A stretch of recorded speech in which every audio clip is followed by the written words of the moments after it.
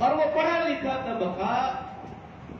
اس غلط فہمی کا جو شکار ہوا وہ صرف اور صرف رسول اللہ صلی اللہ علیہ وسلم کی طرف منسوب ایک فرمان کی وجہ سے، حالانکہ وہ فرمان نہیں، اس فرمان کی وجہ سے جو کہ منسوب ہے، اس کی وجہ سے پڑھا لکھا طبقہ، علماء یا علماء سے وابستہ لوگ یا اپنے آپ کو عاشق رسول کہنے والے لوگ، محب رسول کہنے والے لوگ، ایسے لوگ جو غلط فہمی کا شکار ہوئے، اس کی وجہ رسول اللہ صلی اللہ علیہ وسلم کا ایک فرمان جو منسوب ہے نہیں۔ اور وہ فرمان کیا ہے کہ کہتے ہیں کہ رسول اللہ صلی اللہ علیہ وسلم نے فرمایا تھا من بشرنی بخروج سفر بشرتہ بالجنہ،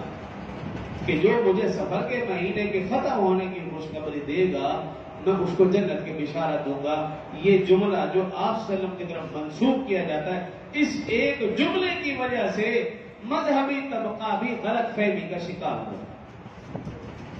اب اس جملے کی حقیقت کیا؟ ملا علی قاری رحمہ اللہ نے اپنی کتاب الموضوعات الکبیر میں یہ جملہ درج کر کے لکھا ہے کہ یہ رسول اللہ صلی اللہ علیہ وسلم کا فرمان نہیں ہے، یہ بات موضوع ہے، من گھڑت ہے، لوگوں نے اپنی طرف سے گڑھی ہے، اس کا دور دور تک رسول اللہ صلی اللہ علیہ وسلم کے فرامین سے کوئی تعلق نہیں، یہ بات ہی جھوٹی۔ اگر بالفرض ہم اس بات کو مان بھی لیں کہ آپ صلی اللہ علیہ وسلم نے ہو سکتا ہے فرمایا ہو کہ جو مجھے سفر کے مہینے کے ختم ہونے کی خوشخبری دے میں جنت کی بشارت دوں، تو اس میں کہاں لکھا ہے کہ یہ مہینہ منحوس اور برا ہے، یا اس مہینے میں بھوت پریت جنات چڑے ان چیزوں کا نزول ہوتا ہے، یا مصیبت کے راجہ سے تو کچھ بھی نہیں۔ اس کی وجہ یہ ہے ذی الحج میں رسول اللہ صلی اللہ علیہ وسلم نے حج فرمایا، محرم اور حرام میں آپ واپس مدینہ تشریف لائے تو کمزوری بھی ہوگی اور کچھ نہ کچھ رسول اللہ صلی اللہ علیہ وسلم کی طبیعت میں بخار بیماری،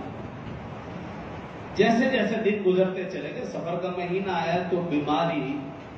مزید اضافہ کر گئی کہ واضح ہو گئی، پہلے چھپی ہوئی تھی، ہلکا پھلکا بخار جیسے ہوتا ہے، لیکن جب سفر کا مہینہ آیا تو رسول اللہ صلی اللہ علیہ وسلم کی طبیعت میں جو ہے نا وہ بہتری کی بجائے آپ کی طبیعت اور خراب ہونے لگی، آپ کی بیماری بخار واضح ہو گیا۔ لیکن جیسے جیسے سفر کا مہینہ بڑھتا آگے چلتا گیا بیماری بڑھتی چلی گئی۔ جب سفر کا آخری بدھ آیا تو رسول اللہ صلی اللہ علیہ وسلم کی طبیعت کچھ دیر کے لیے سنبھلی، کہ سنبھلی، آپ نے غسل بھی فرمایا اور چہل قدمی بھی فرمائی۔ تو اب صحابہ کرام رضوان اللہ علیہ مجمعین خوش ہو گئے کہ رسول اللہ صلی اللہ علیہ وسلم کی طبیعت بہتر ہو گئی،